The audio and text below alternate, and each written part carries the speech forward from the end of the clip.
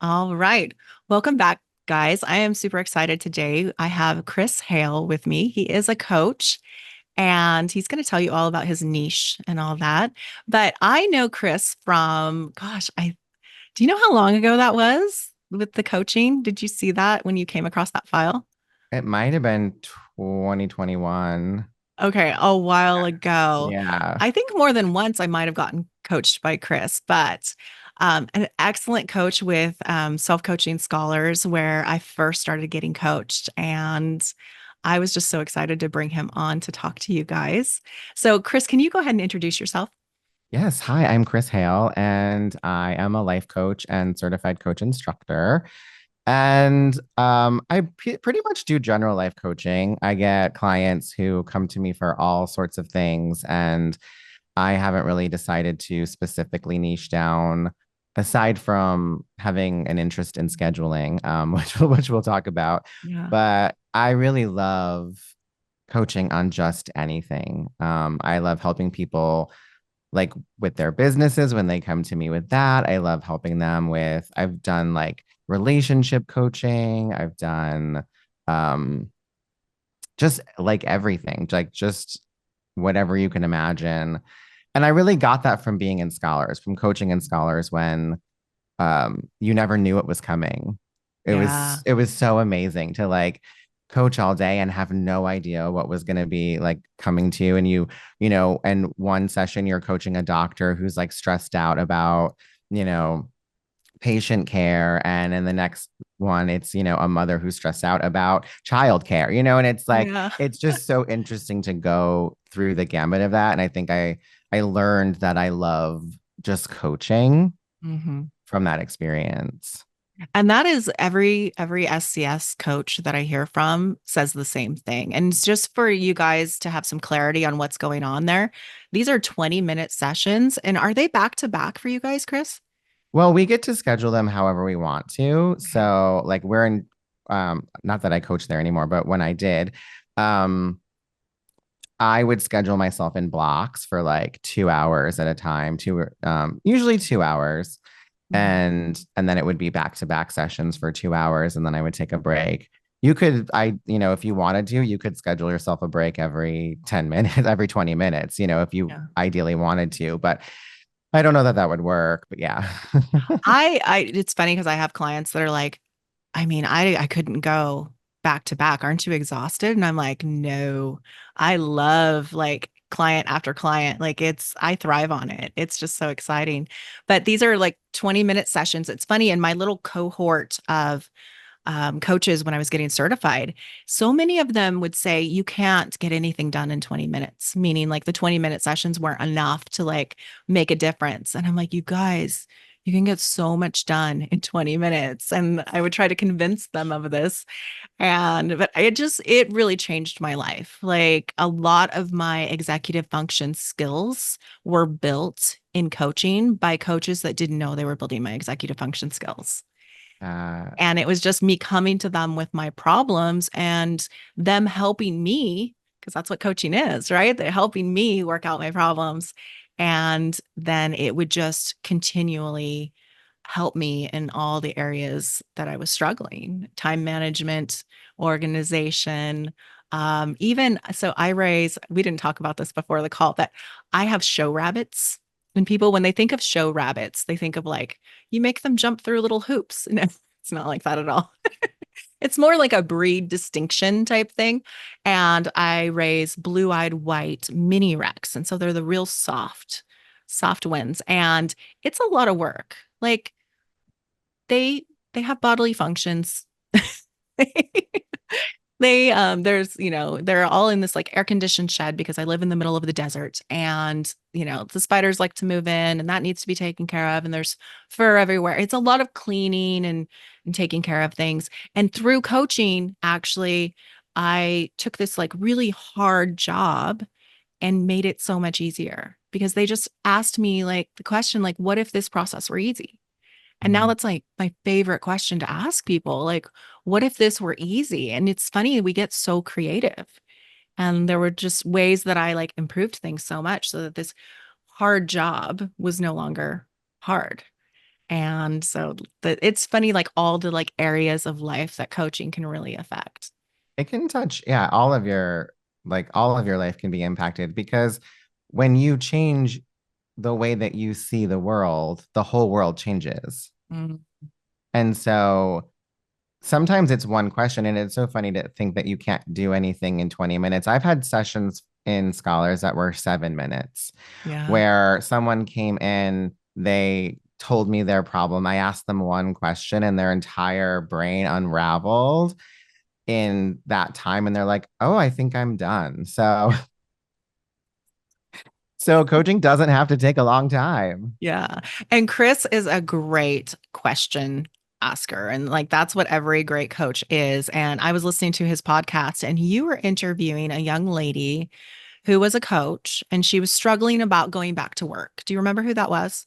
Oh yeah, that was one of my former clients, Alicia. And so that was actually a coaching session that we recorded for the pod. Yeah. Yeah, and you just asked really, really great questions. And you really did such a great job of staying curious through the whole process. And that is what a good coach will do for you. And so you guys get an opportunity to listen to Chris's podcast. It is excellent.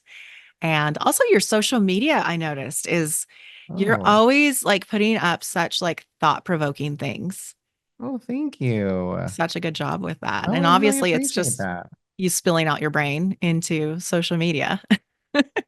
How do you do that? Like social media has been, I'm getting it now. Like I have had such a bad relationship with Instagram. I through a coaching session realized I was in a bad relationship and I wasn't letting Instagram know what I wanted. And so I really hated Instagram. And it was funny because there was a coach that she's like, have you searched for what you want to see on Instagram? And I'm like, no. Because my experience was just, it's just promotion. I'm just seeing like self promotion from people. I'm not seeing things that are interesting or funny like I was on YouTube. YouTube does a very good job with their algorithm to know like exactly what you want to see. But yeah, how do you keep up with your social media? Because so many of my clients struggle with that. Well, by not keeping up with it, honestly, but Really? yeah, by letting it be something that I do when it inspires me and when I have the bandwidth for it. I love that. So I'm not as consistent as like maybe I quote unquote should be, but I don't want it to feel like a chore. And I Mm, don't want to be putting stuff out there that is just for the sake of posting. yeah. And so I let it be something that's creative for me. And like as a creative person, like I'm a former dancer, um, and artist. So it's like as you approach that as a job, it can get really, I don't know, boring, stressful, tedious, like all of those things. But approaching it like a creative expression makes it something that I enjoy doing and something that I can pick up and put down when I feel like it. Yeah. So it seems like you're posting all the time, but is that not the case? No, I go through phases where like I'll Yeah. post really consistently for like 2 weeks and then like I'll totally ghost Instagram for like a month. Like it's I love hearing that because I think too often we think everybody's paying attention and right. everybody's going to know that we're not being consistent. And I do like to say, like, it's more important that we're persistent than consistent. But I don't think as many people are noticing. I mean, obviously, talking here with Chris, I'm like, obviously, you post every day because I'm seeing you every day. I don't know why, but I am. And I don't know I where, think, yeah, honestly. I think the algorithm is so interesting because I'll see posts from people from like a week ago or something, and I'll look at it and I'm like, oh, this, like, I'll see it, but it was actually like days ago that they posted it. So I don't know what's going on with the algorithm now. I have no idea. I don't understand. Um, But it's but I think working to that, the benefit of ADHDers, I think. yeah, I think it's working because it's allowing us to kind of do that. I mean, I'm also not trying to like monetize that, like, Mm, you know what I mean? So I think someone who's really trying to like get to the 10,000 followers and monetize themselves through social media, I might need to be like more consistent in that regard. Like I Yeah. use it as a place to get ideas out. I use it as a place to connect with, people in my life. I love when people share stuff. That's always fun and exciting when I get shares. So, um, and just engage with people. Uh, that's the way you should be using it, right? Yeah, right. It's Yeah. it's funny. You're having fun with it. Imagine that. I was talking to a client that has been with me, I think about 3 years, if not close to that. And we were talking about Instagram, and this was probably 6 months ago, maybe a year ago. And I'm like, I just don't think I'm going to do it anymore. It's just, I'm not enjoying it. I just don't want to do it. And she's like, well, I found you on Instagram. And I'm like, oh crap. So my camis are waiting for me because her name's Cami. I'm like, they're waiting for me out there. So I've got to show up in some sort of way. But now with like the interviews and the podcast, I have so much content. It's just a Yeah. matter of like putting it out there and how I want to put it Um, out there, which I am having fun with. Like yeah. creating the carousels of like what we learned from the podcast with, I especially love the guests. So thank you for being on. There was I think some, another thing is oh, go like ahead. my branding, like when I did my branding, it gave me these templates to work with. So it's like I get to be creative with the templates and kind of change them up, but I have my brand colors, I have my brand font. And so it takes some of that like guesswork out of it where it's like, Yeah. you know, the design aspect of it, right, can be overwhelming for some people. Like, how do I make this look good? Or what do I want it to look like? And I think that can really, you know, get people to not post because, you know, is it just going to be a plain post? Am I going into Canva and creating something? Like, I think a lot of that is a deterrent for people to actually get on social media. Yeah. And if it is, I think two things. One, just record yourself talking. Like that's always people want to see you, people want to connect with you. So Absolutely. like just do a reel and put that up and it doesn't have to be special. I watch reels of people who are like walking through the park and they're not even like looking at their phones, Yeah. right? And so but it's engaging. Um but yeah, I think like for me, like when my branding was done, that became an anchor for me Hmm. to be able to sort of create within those. I like some boundaries Yeah. to It's help me funny you with my talk about creation. branding. When I first started, I picked this like pretty picture of tulips and I put Learn to Thrive with ADHD over the top of it. And Canva pulled colors out of that. It pulled like a teal, a pink, and something else.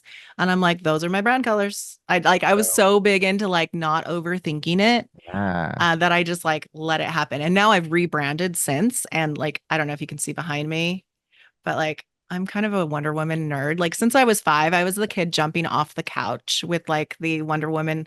I'm way old. So underoos. I don't know if you remember the Oh yeah, or totally. okay, with the Wonder Woman underoos and the Wonder Woman towel because I decided Wonder Woman had a cape and I would jump off the side of the couch pretending I was her. And so my new brand colors are all like red, blue, and yellow. Um, And just having like brand colors, like to your point, makes such a huge difference where people look at my stuff and they're like, "Oh, you're so put together." And I'm like, "No, it's it's just the same three colors you're seeing all the time. That's all it is." but it really works. It's Mhm. effective. It's Yeah, consistent. Like that, it's having certain things be consistent. And so then you can play around with other things. absolutely. Absolutely. Okay. So, one thing I really wanted to talk about with you that I think would be so helpful to everybody is you have something that you're calling intuitive scheduling. Yes. And can you tell us about that? Like, how does that work? Yeah. So a lot of the work that I do with people is all surrounding self-authority and really just becoming the number one voice in your own head. And I found that um, with trying to create a schedule, trying to create like goals and a plan and all of those things, everyone has so many other voices in their heads. And The there's like shoulds. the shoulds, that's all Yeah. of the shoulds. And and the distraction around like what method to use. Like, am I using time blocking? Am I like, you know what I mean? It's like there's all of these ways that it can be done. And truthfully, you can, all of the ways work, but you have to find a way that works for you. Yeah. And what I noticed with my clients is that we would work in this way that was super intuitive. I would just ask them questions about like where they liked to work, Hmm. for instance, and why they liked to work in those places, and what times they enjoyed doing certain tasks, and what times of day they had energy to do certain tasks. And we just Yeah. kind of like would create a schedule for them based on those questions. And I realized that like all of that is super intuitive if we get rid of the outside voices. Yeah. And so um, I didn't realize it at the time because I hadn't gotten my ADHD diagnosis yet. Yeah, we need to get But into that. yeah, but like I didn't know this at the time, but it and I ended up having a lot of clients that have ADHD, or autism or other neurodivergence, and the program really works for our, our brains. And so I take people through um like a regular time audit where you just like look at how you're using your time, and then we go through kind of um the the like I said, like when I have energy, when I don't have energy, what other things impact me, whether it's like your cycle or kinds of meds you take or anything else that could affect your energy, and your bandwidth. Yeah. Seasonal things like what are the seasons of your life like? When do you have more going on and less going on? Like I have one client who always every year she's like, it's too much. And it's always the same time of year. Yeah. Or like the kids are Right. out of school, Right. and now Yeah, we the have to kids are change out the of school. schedule. Yeah, right. So going through all of that, um, and really designing a schedule around those things. And then the last piece is that environment piece, which I think is not a consideration for a lot of people. And it really works for entrepreneurs, especially because we get to choose where we work a lot of the times. Absolutely. So, like, I know I have one client who like loves to work in public places, and I can't work in public places. So it's taking that into account too. Like, what do you need in your environment? What does the lighting need to be like? Do you need sounds? Do you need other people? Are you better with a co-working? Are you better alone? And we Mhm. put all of that together to create really a plan and a schedule for like how we live our lives. It's not just business. I mean, it developed out of helping people with their business schedules, Mhm. but it really can be all of it. It can be your whole life. And Chris has a fantastic workbook that he put together, and it's hearty. It's got like a lot of really great information, a lot of really good questions. Where do people find that? Yeah, you can find that on my website, which is theonlychrishale.com, or you can go into Instagram into my link tree and there's a link in there. Hmm. That's what I Yeah. did. I realized why you put the only Chris Hale, because I was like, well, I will just Google and I will find your website. And it pulled up all these other Chris Hales. And I'm like, that's why he says the only Chris Hale. I got it now. So that's a perfect segue to like your journey. I meant to talk about that earlier, but Mhm. tell us your journey with ADHD. It's actually pretty recent. Yeah, it's been just over a year, and it started I don't know, maybe 4 or 5 years ago if we really like think about it. I have a husband who can't ever sit still and loves to be distracted. And, I was like, maybe you have ADHD. And then I started reading the criteria and I was like, wait, maybe I have ADHD. So does he as well, or was that just like a little projecting? So he took the same, he had the same evaluation I had, and it came back that he doesn't have it. But then Okay. we work like we have, between the different people we work with and like therapists and whatnot, one therapist is convinced, he's like, they're wrong. Like, you absolutely have ADHD. So and he really identifies with it. So we're going Mhm. with his identification as as a non-neurotypical, as a neurodivergent person in There you go. whatever flavor his neurodivergence is. So we have a very neurodivergent household. And Um, like many of us, you mentioned like there was depression and anxiety and stuff happening. And I think that's important to yeah. talk about and to normalize because so many of us are diagnosed with anxiety and depression, and nobody looks at the ADHD, even if they know you have ADHD. Yeah, and so that was like really me. I mean, I definitely had been dealing with depression ever since I was a teenager, which also makes sense when things start getting real, especially in Mhm. school and stuff. And I definitely struggled in school. I was terrible at math, which is really common, Yeah. and just all of that stuff. And yeah, had been diagnosed with depression and anxiety. And when I first got the diagnosis, and I sought the diagnosis because I wanted to try medication Mhm. if it came back that it was, if my suspicion was true. Um, and when I first went on medication and my brain slowed down, um, and it went quiet and it wasn't running like 17 million different things at the same time, I was like, whoa, um, I'm way less anxious. Like I still have anxiety that is manageable, but Mhm. that really was like mind blowing for me that my brain being so hyperactive was the majority of what was going on in that regard. Yeah. So when I was researching for Chris being on the podcast, I was going through his podcast and I was really like fangirling all the episodes, listening to them all in double time. I loved that there was one episode where you're like, listen to this in double time. I'm like, thank you, because I already am.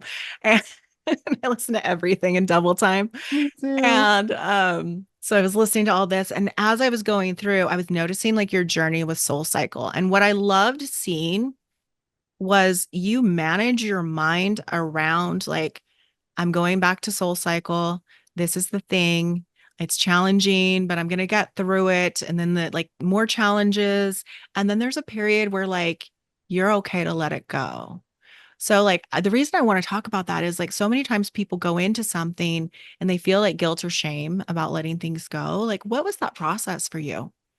Yeah, it was a lot of acceptance and self-compassion, Mhm. honestly, because I realized how difficult the job actually was for me to do, because of like executive function stuff, because of sensory stuff, like the loud music and the lights and just the like it made me feel like really out of control, even though I was the one in control.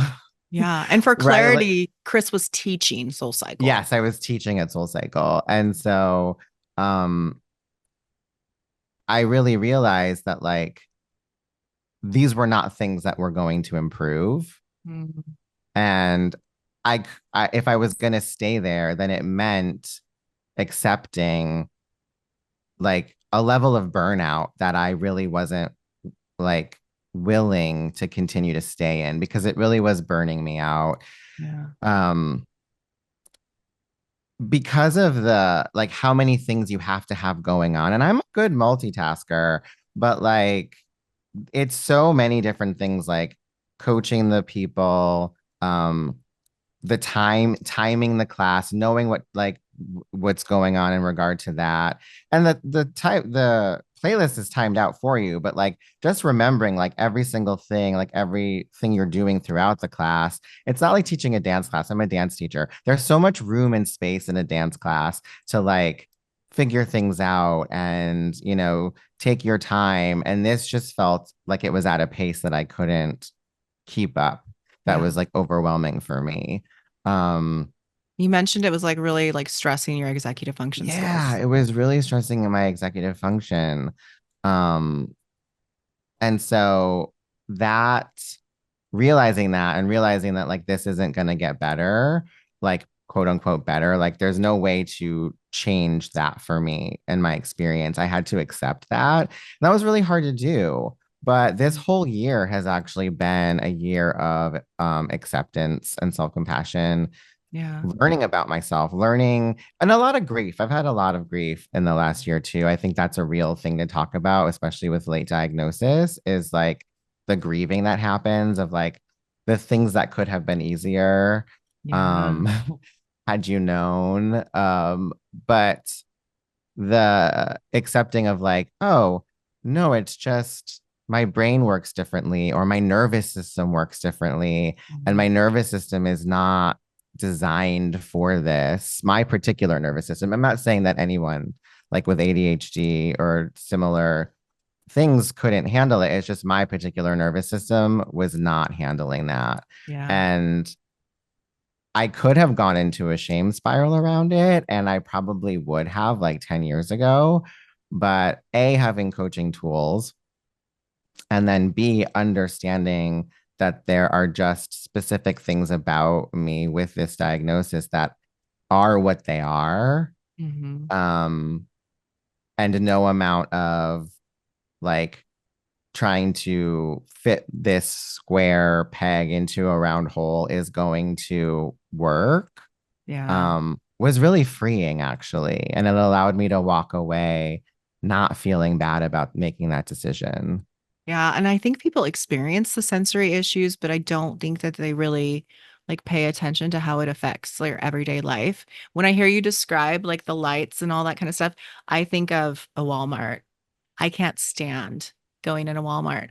Or I don't know if you guys have them over on your side of the country, but Ross is like this Oh, uh-huh. clothing store where it's like all the like department stores and stuff give all their clothes to Ross at like a discounted price, and then we buy it at a discounted price. Me very rarely, because I want to stab myself in the eye rather than go and pick through like every piece of clothing. It's just overwhelming to me. Overwhelming, yeah. And the lights and just all the things and like our sensory sometimes issues, I guess. Not everybody has sensory issues, but most of us do, like really do make a difference. And we don't need to put ourselves in environments that tax them. Yeah, and like and that's such a good point of like there are so many environments that we kind of like quote unquote have to go into. Like I have to get groceries. Hmm. I can't avoid stores, but I can, I can go to Whole Foods, which has a nicer like atmosphere than maybe Hmm. like the Stop and Shop. A little more spread Um, out. with Yeah. a little more spread out, a little more space, it's a little more expensive, but I can pick and choose those things, but like I can't not get groceries and I don't can't always rely on my partner to do that. It's like we have to share in those things. So I get to choose the other environments that I put myself into, you know. And that was just one of those things that was like, yeah, I have to not choose this environment. Um, and I Yeah. think it's important for people to understand the sensory stuff and to pay attention to it. And like we Mhm. were talking before we came on the call about like internal awareness for feelings and stuff. Yeah. And I know that like I have a great awareness for my body in terms of like kind of like where I am in space and like what sense like muscularly what my body feels like because of Mhm. being a dancer and I'm very trained in that way. And I never realized like how I didn't notice certain sensations. Like I don't like feel emotion. I don't always know what I'm feeling when someone walks me through feeling an emotion. It can sometimes take me a while to actually locate the sensations in my body because I have low interoceptive awareness, which is really common. Mhm. And that, like, not understanding that will impact the sensory stuff because if you don't know that bright lights, like if you're just like feeling irritable Mm. and you For don't so many realize that years. it's Yeah. right, you don't realize that it's because you're in this like Walmart with like bright overhead lighting and noise and an environment that like you don't have any control over and it's too hot or it's too cold or it's whatever, and you're Hmm. not feeling those internal sensations telling you like something's off. Yeah. um that can lead us to like really burning ourselves out. So I think it's so important that we get in touch with that some way, that we have some kind of practice where either someone's talking us through it or we're just trying to pay more attention in our daily lives to Mhm. um, waking up that awareness. Cause I think we can wake it up, you know? I think it's greatly improved for me through coaching and having coaches that like help walk me through it. Yeah. Just today I got coaching and I told her that this thing was making me feel anxiety and she had me get into my body about it. And what I told the coach was like, thank you, because I will never do that myself. I won't even think to do it myself. Yeah. It's like it doesn't dawn on us. And I think that because of that, like, um, lack of internal awareness, I think it doesn't occur to us to bring our attention to it. Yeah, Whereas we just feel it. like someone, yeah, we feel something that we can't quite describe. And then it usually ends up in some kind of frustration or overwhelm Hmm. because we can't really describe it. And the slowing down and the remembering that, like, oh, there's this whole internal world that, like, the same way that I was so tuned into like the racing thoughts, like that was easy to like pay attention to all the time because it kept my attention. Yeah. Whereas like my body it wasn't the same situation. So Yeah. it's so interesting. Yeah, absolutely. All right. Well, I want to keep with time here. So, what I want to do here is can you let people know, like, where would you like them to find you? Where would you like Uh, them to connect with you if they want to work with you? if you want to work with me, like you can connect with me on Instagram. I'm there. My handle is the only Chris Hale. You can also, all my links are there, but you can go to my website. You can book a consult. I have a few different offers. I have just a regular one-on-one offer. I have a intuitive scheduling 6-week sprint where we really like go through connecting you to yourself and what feels right for you and your schedule. And then I actually have an offer for coaches that I don't um, advertise all the time, but it's a little Interesting. coaching mentorship that I do. It's just 3 sessions, and it's you coach me, and I help you embody like yourself with your coaching. So it's called the Embodied Coaching Mentorship. Beautiful. Yeah. Yeah. And so if anyone wants to like kind of drop into their own bodies while coaching, if that's something that you find that is hard for you to kind of be present and be embodied and not worry about what questions are coming next or whatever, and just be with your clients, I have that offer too. So if you're Very interested in cool. that, you can just reach out to me. Awesome. All right. Well, thank you so much, Krish. I appreciate you being on. Thank you.